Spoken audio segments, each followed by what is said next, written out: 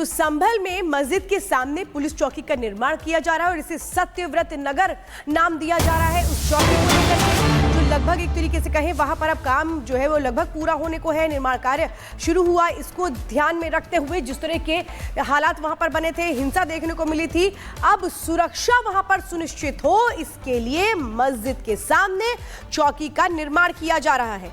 हालांकि जब चौकी का निर्माण वहां पर शुरू हुआ तब भी इस पर सियासत होने लगी थी, विवाद खड़े होने लगे थे और वैसे तमाम सवाल उठाने लगे थे। और ये हम आपको दिखा रहे लगातार वहां से तस्वीरें कि मस्जिद के सामने चौकी का निर्माण किया जा रहा है।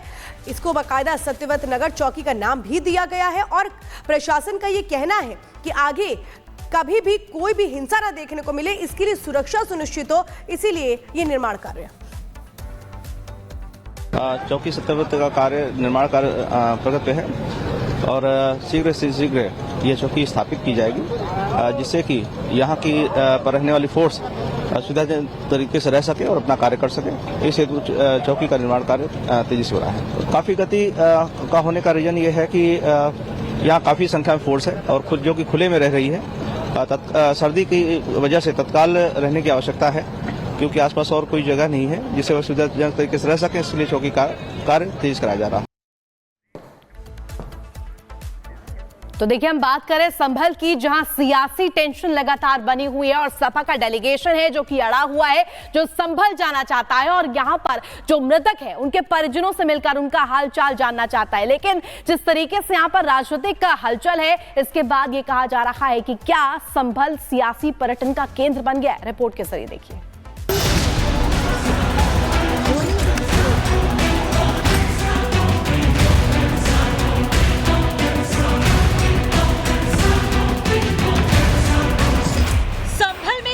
नवंबर के दिन हुई हिंसा में जो 4 लोग मारे गए उन्हें आरोपी बताया जा रहा है। बीजेपी और पुलिस ये दावा कर रही है कि ये लोग हिंसा वाली जगह पर थे, हिंसा कर रहे थे, इसलिए वो भागा दौड़ी और बवाल की चपेट में आए और मारे गए। तो सपा की नजर में वो पीड़ित है। अखिलेश यादव के आदेश पर सपा डेलीगेशन ने संभल जाकर खास समुदाय के लोगों से मिलने और उनके दुख दर्द बांटने का फैसला लिया है। सपा डेलीगेशन आज संभल में रहने वाला है। सपा डेलीगेशन का लक्ष्य पीड़ित परिवारों से मिलकर उन्हें हर संभव मदद दिलाने का है। आर्थिक मदद के तौर पर संभल हिंसा में जो लोग मारे गए हैं उन्हें 5-5 लाख रुपए की आर्थिक मदद भी करना है। प्रशासन लगातार कह रहा है कि संभल में धारा 163 लागू है, इसलिए माहौल ना बिगाड़ा जाए। लेकिन सुबह जब यूपी विधानसभा के नेता प्रतिपक्ष माता प्रसाद पांडे संभल जाने के लिए लखनऊ से निकले तो उन्होंने ऐलान किया कि वो पीड़ित परिवार से हर हाल में मिलेंगे। हमारे राष्ट्रीय अध्यक्ष ने वहाँ से जो गोली मारे गए लोग थे, जिनको पुलिस ने गोली मारी थी और जिनकी हत्या हो गई थी, उनको 5-5 लाख रुपए देने का वादा किया था, घोषणा की थी। उसी धनराशि को उन्हें मैं देने जा रहा हूँ। हमारे साथ पूरी टीम रहेगी, जो टीम बनाई गई थी जाने के लिए, और जो टीम बनाया गया था, जो समिति बनाई गई थी, उस समिति के सारे लोग रहेंगे। सपा नेता कह रहे हैं कि संभल में मुस्लिम समाज पीड़ित है, तो बीजेपी कह रही है कि सपा ने जैसे अयोध्या में राम भक्तों पर गोली चलवाई, जैसे काशी मथुरा में भक्तों के विरोधियों का साथ दिया, वैसे ही ये लोग संभल में कर रहे हैं। आक्रांताओं के कुकर्मों को सही भी बताना है, जैसे अयोध्या जी में भी किया, जैसे संभल में भी कर रहे हैं, जैसे काशी मथुरा में भी कर रहे हैं, और केवल वही नहीं, हिंदू आस्था पर चोट भी करना है। पूरे इंडी अलायंस का सनातन विरोधी और हिंदू विरोधी डीएनए हर रोज सामने निकल कर आता है। संभल हिंसा को करीब 36 दिन बीत चुके हैं, लेकिन आरोप है कि कांग्रेस और खासकर सपा हिंसा पर सियासत कर रही है। दिल्ली और लखनऊ से नेताओं की संभल के लिए सियासी दौड़ जारी है, तो माहौल बिगाड़ने का खतरा भी बना हुआ है। पुलिस को डर है कि नेताओं के संभल जाने से हालात तनावपूर्ण हो सकते हैं, लेकिन शायद वोट बैंक के लिए नेताओं को हालात बिगड़ने की भी चिंता नहीं है। Bureau report, Republic Bharat. और साहिल इस वक्त सीधे हमारे साथ संभल से जुड़ चुके हैं। साहिल, ये बताया जा रहा है, जो दावा किया जा रहा है कश्यप समाज की ओर से कि मस्जिद के सामने माता का मंदिर है, ये दावा किया जा रहा है टीले वाली माता का मंदिर है, इसको लेकर और क्या कुछ वहां के लोग कह रहे हैं? जी बिल्कुल, इस वक्त हम उसी जगह पे मौजूद हैं। कुछ ही देर पहले कश्यप समाज के लोग यहाँ पर पहुंचे थे और उन्होंने ये दावा किया इस जगह पे टीला हुआ करता था और यहाँ पे आंवले का पेड़ था जो कि लंबे समय से तमाम जो बुजुर्ग महिलाएं हैं, तमाम लोग जो थे यहाँ पे पूजा करते थे। लेकिन 1978 के दंगों के बाद से पेड़ को नष्ट कर दिया गया, इस जगह को यहाँ से हटा दिया गया और इसी बात को लेकर जो है ज्ञापन सौंपा गया है आज एडिशनल एसपी को। पहले तो मेरे साथ कुणाल कश्यप है जो कि जिन्होंने पुलिस को ज्ञापन सौंपा, उनसे बातचीत करते हैं। आपने क्या ज्ञापन दिया है, क्या लिखा हुआ? उसमें ज्ञापन में हमने लिखा है कि यहाँ पृथ्वीराज चौहान कभी होली जलाते थे। जब पृथ्वीराज चौहान जी होली जलाते थे तो यहाँ एक आंवले का वृक्ष था जिसमें पूजन कराया जाता था। तो इस आंवले के वृक्ष को हमारा कश्यप समाज देवी स्थान के रूप में पूजा जाता था हर साल, तो इसीलिए इसको पूजा में कराया जाता था। हमने यही स्थापना करी है कि हमें दोबारा से वो पूजा का स्थान मिले और हम लोग जैसे हमारे पूर्वज पूजा करते थे तो हमें भी पूजा करने का सौंप। कितने समय से पूजा हो रही थी, कितने समय बाद पूजा रुक गई थी? जो यहाँ 1978 के दंगों के बाद कुछ साल इसमें पूजन चला, उसके बाद उस पेड़ को काट दिया गया और जो महिलाएं हमारी पूजन करने आई उन महिलाओं को भगा दिया गया था। तो क्या अब पुलिस को ज्ञापन सौंपा गया तो क्या कहना चाहिए? नहीं, पुलिस को ज्ञापन हमने सौंपा, हमने ये कही कि हमें वो इसे पुनः स्थापित करा जाए और हमें पूजा का स्थान मिले। देखिए, हमारे साथ बातचीत करने के लिए संभल के एडिशनल एसपी श्रीचंद है। सर, कश्यप समाज ने ज्ञापन सौंपा गया है, क्या दिया गया, क्या प्रस्तावित चौकी के निकट एक खाली मैदान है, जो एक टीला है। इस संदर्भ में कुछ लोगों द्वारा आकर बताया गया कि यहाँ उनका देव स्थान था जिसे तोड़ दिया गया है और एक वृक्ष था जिसे भी काट दिया गया है। साथ ही कुछ लोगों द्वारा फर्जी अभिलेख तैयार करके इसके बैनामे कराए गए हैं। इस संदर्भ में जानकारी की जा रही है और जांच की जा रही है। जांच करते हुए अग्रिम कार्रवाई की जाएगी। बिल्कुल, पुलिस टीम ने ज्ञापन ले लिया है और जांच की जा रही है। जी बिल्कुल। चले साहिल, बहुत शुक्रिया आपका तमाम जानकारी के लिए। तो मस्जिद के सामने मंदिर होने का दावा किया गया है, उसी को लेकर ज्ञापन। पटना में बीपीएससी अभ्यर्थियों का धरना आज भी जारी। गर्दनी बाग में धरने पर बैठे अभ्यर्थी पप्पू यादव अभ्यर्थियों से बातचीत करने पहुंचे।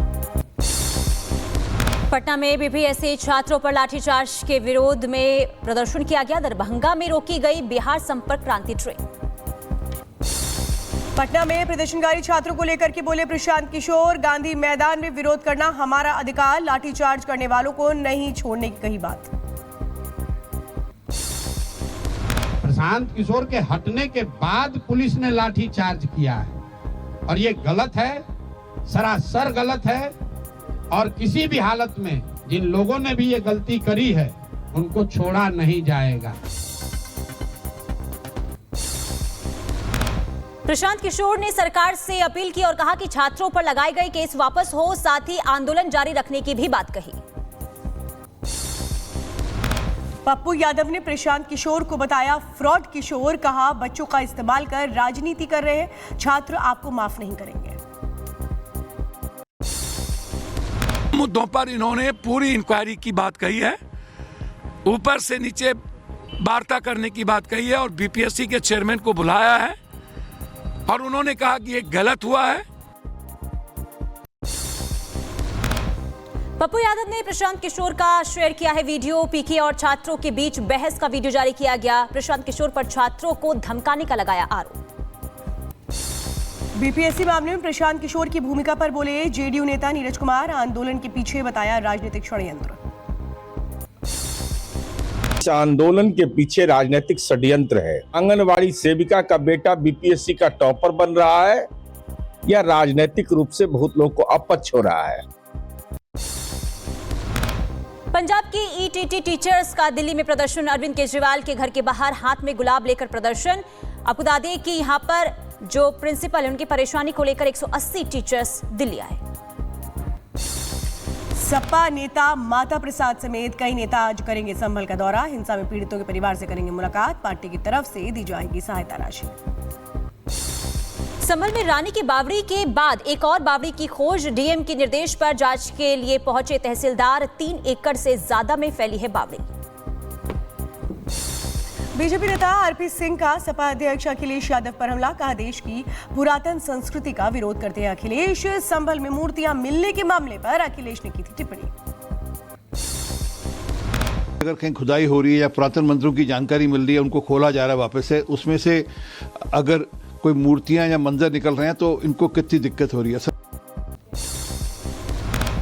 केजरीवाल ने लॉन्च की पुजारी सम्मान ग्रंथि योजना और कहा कि पुजारियों को हर महीने देंगे 18,000 रुपए सम्मान राशि। कल से शुरू होगा रजिस्ट्रेशन।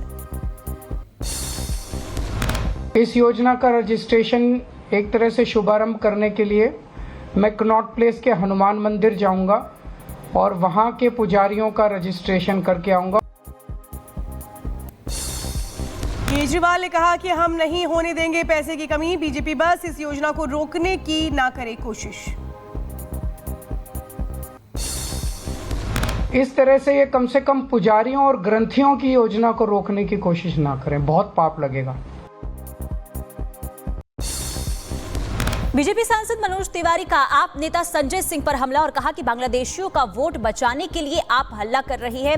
अवैध बांग्लादेशियों का वोट कटना ही चाहिए। इलीगल रोहिंग्याज और बांग्लादेशियों का वोट बचाने के लिए हल्ला कर रही है। अब जो मिल रहा है इनको इलीगल घुसपैठियों का वोट कटता हुआ मिल रहा है। इलीगल बांग्लादेशी घुसपैठियों का वोट कटना ही चाहिए। संजय सिंह की पत्नी का वोटर लिस्ट से नाम काटे जाने वाले आरोप पर बोले आरोपी नेता शहजाद पूनावाला का चुनाव हारने की नौबत आई तो चुनाव प्रक्रिया पर खड़े कर रहे सवाल। जब एक चुनाव हारने की नौबत आ रही है तो पहले से ही चुनावी प्रक्रिया पर सवाल खड़े करना। बीजेपी नेता शैलेंद्र कुमार का आरजेडी पर हमला और कहा कि आरजेडी ने बिहार को जंगल राज बनाकर रखा हुआ था, सनातन धर्म का भी करती है विरोध। महाराष्ट्र के नवनिर्वाचित मंत्री नीतीश राणे का विवादित बयान। कहा केरल मिनी पाकिस्तान है, इसलिए राहुल गांधी और उनकी बहन जीत कर आते हैं। सांसद बनाने के लिए उग्रवादी लोग उनकी वोट देते हैं।